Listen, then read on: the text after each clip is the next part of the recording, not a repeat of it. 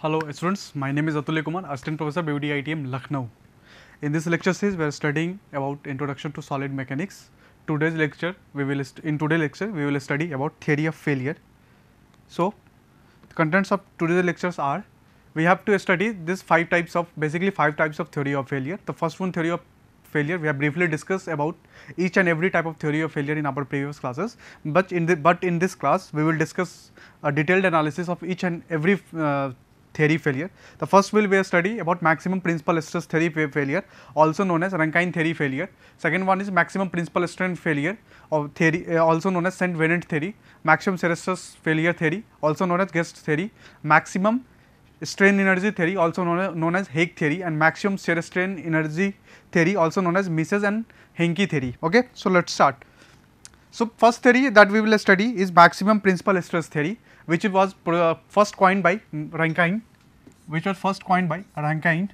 In this theory, basically we are equating two stresses, one at the ultimate level when our stress is going to be failed. So basically what this theory state, according to this theory, the failure will occur when the maximum principal tensile stress in a complex system reaches the maximum value of stress at elastic limit in simple tension, or minimum principal of stresses reaches the elastic limit in compression. So basically what is this simple condition and complex condition? Simple condition means that there either will be only shear stress available or only axial stress available. There is no other stress available acting on a body. But complex stress system, there may be two-dimensional stress is acting on a body, or three-dimensional state of state is acting on a body. For example, let us see suppose this is our body and this is a body, and ABCD, this body is subjected to only one stress.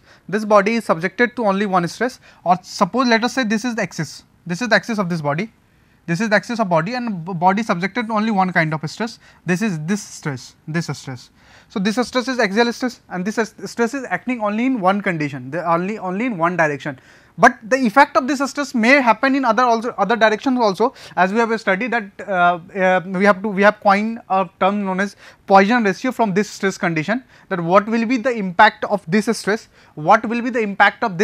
in perpendicular direction or other perpendicular direction. So maximum principal theory state that the maximum principal stress of a complex system at the time of failure should be equal to the maximum stress at elastic limit in a simple tension. So this is this is simple tension, because tensile force is acting on a body, only one state of stress. What is complex system? The complex system is like this. Suppose this is our body, and this body is subjected to two types of stress, sigma 1, sigma 2,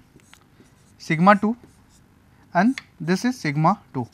This body is subjected to two types of stress. Hence this the kind of body is said to be complex state of stress, because suppose we are observing this plane, this particular plane, we are observing this plane. At this plane, when we focus, first the deflection or deformation observed due to stress applied on this plane, that is sigma 2. Second, we cannot ignore the amount of stress applied on perpendicular plane. Okay. So basically if we have to study the total deformation on this plane is equal to, we can say that sigma 2 upon E plus minus mu times of sigma 1 upon E. Okay. As we have studied this concept in initial lecture. So this is the total deformation observed in body, in which the sigma 2 upon E is given deformation due to stress acting on that particular plane. Sigma 1 upon E is giving the deformation by the stress acting on a perpendicular plane. So basically what is nu is a Poisson ratio, that it's just convert the state of deformation while acting on a perpendicular direction. Okay. So according to Rankine theory, that whatever the complex state of stress situation, but at the time of failure, the value of maximum principal stress acting in a complex state of system should be equal to or reaches the value of maximum stress at the elastic limit. Okay. So, this one value, this sigma 1 must be equal to this value sigma at the time of failure, because we are assuming that sigma 1 is greater than sigma 2. Sigma 1 is greater than sigma 2. It means sigma 1 is maximum principal stress, sigma 1 is maximum principal stress, sigma 2 is minimum principal stress. Okay. So, at the time of failure, this value of sigma 1, is equal to, this value of sigma 1 is approximately equal to, or we can say greater than equal to sigma at the time of failure, okay. This was the one part of, definition or one part of theory. The another part is that the minimum principal stress or minor principal stress, it should be equal to that maximum principal compressive stress under elastic condition. It means sigma 2 value should be equal to greater than sigma upon E into C. What is sigma EC? Sigma EC denoting elastic stress of body in compression, compression. What does this mean? This means that, okay, if we are expanding this part of legs, if we are expanding this part of body, okay. So, other portion, and it means a DC plane or AB plane will get compressed, a DC plane or AB plane get compressed. It means at AC and DB plane, the compressive stress is acting. If we are applying sigma, it means a tensile stress at BC plane and AD plane. If we are applying tensile stress as AD and BC plane, but if we observe the amount of deformation in CD and AB plane, the amount of deformation that we are going to observe, is compressive, because this portion, the AD and BC plane is expanding due to tensile stress, but the perpendicular plane is getting compressed due to action of compressive stress. Hence the sigma 2 is compared with sigma 2 as minor principal stress gets compared to compressive stress at elastic limit. Okay. So, this was the Rankine theory. Basically, Rankine theory state, in a simple term, if you have to explain the Rankine theory is saying that whatever the condition, whatever the state of stress you are acting on a body, just you have to focus the state at elastic limit, either it will be axial or it will be tensile or it will be compressive, but we have to focus on the state of stress on axial condition or at elastic limit condition. So, this was the theory. Again, other statement of Rankine theory, that was application of Rankine theory is given, that if the maximum principal stress is the design criteria, if we are designing our structure or our body with the condition of maximum principal stress, then the maximum principal stress must not exceed the working stress of the material to be safe. Once again I am repeating the statement, according to this theory, if we are designing our body with respect to maximum principal stress, then at any point or during any loading period, the amount of stress should not exceed, the amount of stress developed in a body should not exceed the principal stress. What does it mean? It simply means to save our body from failure, sigma AT must not exceed the value of sigma 1. This was the design criteria. What is sigma AT? Sigma AT, we can say that elastic stress has elastic limit or working stress. What is sigma 1? Sigma 1 is the maximum principal stress. Other statement that was given in this theory basically ignore the other effect of other principal stresses and sharing stress on the other plane. We have to focus, either we are focusing on maximum principal stress or we are comparing with minor principal stress. We are not simultaneously taking both major principal stress, minor principal stress or shear stress. It is focusing only on one type of principal stresses and completely ignore other effect of other stresses acting on a body, due to which the brittle material do not fail by yielding but fail by brittle fracture. according to this theory, that brittle material which do not fail by yielding but fail by brittle fracture, the maximum principal stress theory gives considerable amount of reason for this theory. For this explanation, the maximum theory is suitably applied to this theory, that brittle material does not fail by yielding but failed by due to brittle fracture or sudden failure. So, this theory completely confirm this statement. Okay. Now, next theory is maximum principal strain theory. According to this theory states that the failure of a material occurs when the principal tensile strain in the material reaches the strain at the elastic limit in simple tension, or when the minimum principal strain reaches the elastic limit strain in a simple compression.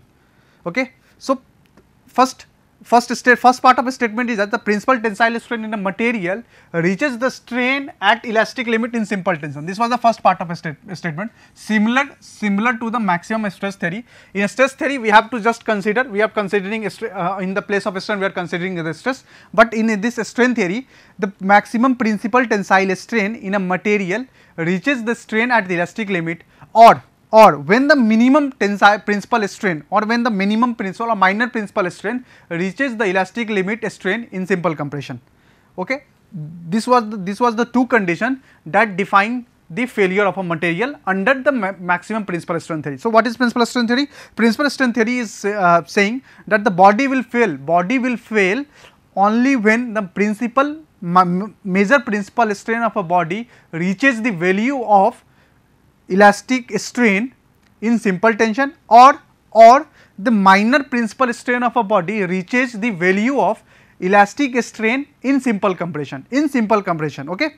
So, what is the value of strain? What is the value of strain in the direction of sigma 1? So, suppose we are taking this body, suppose we are taking 3D body, we are taking a 3D body, this is the 3D body, okay. This is the sigma 1 plane, this is the sigma 2, and this outside body is acting under sigma 3 stress. This is the sigma 3 stress. So, if we have to find the amount of elastic strain, in the direction of sigma 1, then the elastic strain can be given as 1 by E into sigma 1 minus 1 by M into sigma 2 plus sigma 3. Basically, 1 by M can easily be written as Poisson ratio. So, elastic strain is equal to 1 by E into sigma 1 minus mu into sigma 2 plus sigma 3, mu sigma 2 upon sigma 3. Okay. So, we have already discussed this formula. Okay. What is the value of principal strain in the direction of sigma 3? Same, sigma 3 will be without any Poisson ratio, but when we have to use sigma, we have to calculate the amount of strain from sigma 2 or sigma 1 direction and multiplying it with the Poisson ratio to get the accurate result. So, E3 equal to 1 by E sigma 3 minus 1 by mu into sigma 2 plus sigma 1. Now, the condition of failure occurs according to this theory when this amount of strain, so E1 is the major principal strain, E1 is the major principal strain. So, for the major principal strain, condition is that strain should be equal to, at the time of failure, strain should be equal to strain at elastic limit under tensile condition. It means that this value, this amount of strain get exceeded at this value of strain. And what is this value? Strain, according to Hooke's law, strain is directly strain should be equal to sigma upon E, stress upon A, modulus plasticity. So, we are just using simple formula. So, E1 exceeds sigma 80 upon E. It means at the time of failure, this condition will be happen. Similarly, for the minor principal strain, this is the minor principal strain, E3 is the minor principal strain. For the minor principal strain, we have to take the value of stress for simple compression at elastic limit. It means E3 value exceeded sigma EC upon E, So, for safety, if we have to prevent the failure, then from this equation should easily be coined as, or easily be modified as E1 equal to, E1 should be less than sigma 80 upon E. E1 should be less than sigma 80. What is the value of E1? E1 is equal to 1 by E into sigma 1 minus mu times of sigma 2 plus sigma 3, and it should be less than equal to what?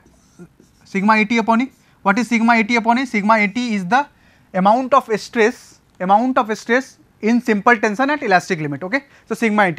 So, this get cancel out. So, sigma 1 minus mu times of sigma 2 plus sigma 3. So, it should be less than equal to sigma 80. It should be less than equal to sigma 80. Okay. This value should be less than equal to this. This is the condition for safety condition. For safety point of view. Similarly, for minor principal stress, this value should be converted as sigma 3 minus sigma 2 minus mu into sigma 2 into sigma 1. This is value equal to sigma EC. Just convert the same condition is same. Just convert the value of stresses at the suitable location. And what is the condition for design purpose? When we have to design a structure, we have to equate this value. For design purpose, we have to equate this value. With the amount of stresses or critical amount of stresses. From here, we can easily, like we should know about factor of safety. What is the factor of safety? Factor of safety is the ultimate strength. Factor of safety is the ratio of ultimate strength to working strength or working stress. This is the factor of safety. For body to be safe, the factor of safety should always be greater than equal to 1. And body will fail when factor of safety is less than equal to 1. Body will remain safe under any type of stress condition or any types of loading condition if the factor of safety is greater than 1. Body will fail if the factor of safety is less than 1. So, what is the ultimate strength? Of a body under maximum principal strength theory? The ultimate strength of a body is sigma 80. And what is the amount of working strength of a body? This is the amount of working strength of a body. Okay. Now, the next type of theory that we have to study is the maximum shear stress theory. We have studied about axial theory. Basically, the maximum principal strength, maximum strain theory and maximum stress theory both are axial stress theory. We are only talking about axial stresses at elastic limit, either in tension or in compression. But body will be also be subjected to shear stress, na? Body will be also subjected to shear stress, no? Hence, we have to check the safety from shear stress point of view. So, maximum shear stress theory states that according to this theory, the failure will occur when the maximum shear stress tau max in a complex system reaches the value of shear stress in simple tension at the elastic limit. Same condition, every condition is same, but we have just changed the state of stress. Till now we are studying about axial stress, but for body to be safe in shear stress, the maximum shear stress of a complex system, at the time of failure should be equal to the amount of shear stress developed at the elastic limit. Under the simple tension load. So, what is the value of maximum shear stress? We have studied in conversion of principal stress and principal strain that the maximum shear stress is given as tau max equal to sigma 1 minus sigma 3 by 2. Tau max is equal to sigma 1 minus sigma 3 by 2. Hence, this amount of shear stresses at the time of failure should be equal to amount of shear stresses at the elastic limit under simple tension. So, from that, the maximum amount of shear stresses at elastic limit in simple tension is given as sigma Et upon 2. Sigma E into sigma Et upon 2. Okay. So, this value should be equal to this value. In actual design, we have to replace sigma Et by safe stress. In actual design, we have to replace sigma Et upon with actual stresses.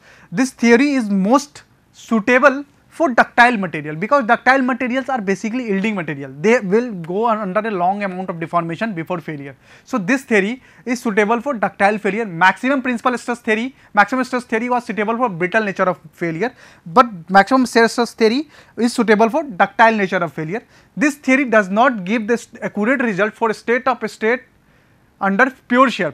For pure shear condition, this theory does not give accurate result, because under the pure shear stress condition, there is absence of axial load, any type of axial load, maybe on a perpendicular on any of the plane, there is the absence of axial load. Body is only subjected to shear stress. But but here we are using sigma 1 minus sigma 3 by 2, sigma 1 minus sigma 3. We have body must be under some kind of axial stresses or some kind of normal stresses, but in pure shear condition, body is not subjected to any kind of normal stresses, body is only under the influence of shear stresses. Hence, this theory does not give the accurate result for pure shear condition.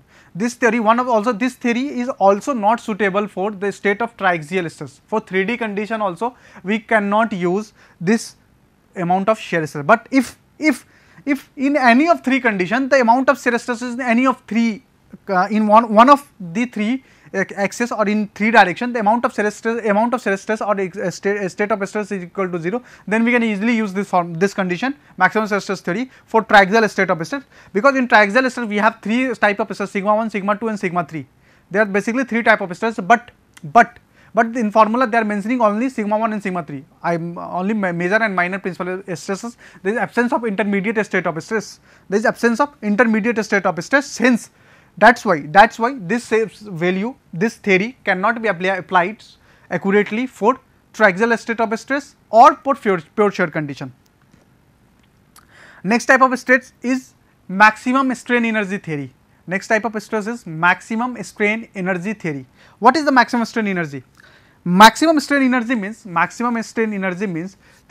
according to this theory, the failure of a material occur when the total strain energy in the material reaches the total strain energy of material at the elastic limit in simple tension. Once again, first of all, we have to discuss what is the strain energy. The strain energy, the amount of energy a body absorbed, when it is deformed. When it is deformed, that amount of energy is known as strain energy, as the name suggests itself. So, what is maximum strain theory? According to this theory, it states that the failure of a material occurs only when the total strain energy in a material reaches the total strain energy of the material at the elastic limit in simple tension. Okay.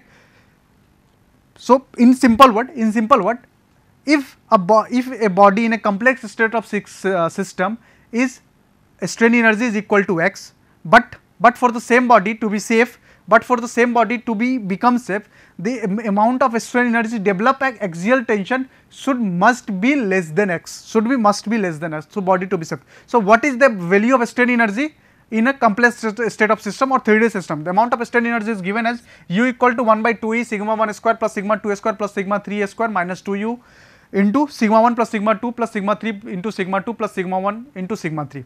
This is the amount of strain energy given for the 3D system of body. At the time of failure, this amount of stress must be less than a strain energy of a material at the elastic limit. At the time of failure, this value should be equal to, but for the safety point of view, this value should be less than equal to sigma square upon 2e. But at the time of failure, this is equal to this amount of body. What is sigma E square upon 2e? Sigma E square 2e is the total strain energy of the material at the elastic limit under the simple tension condition. Okay, but for actual condition, we have to replace sigma E with working stress or working load. Okay. Next type of theory is maximum shear strain energy theory.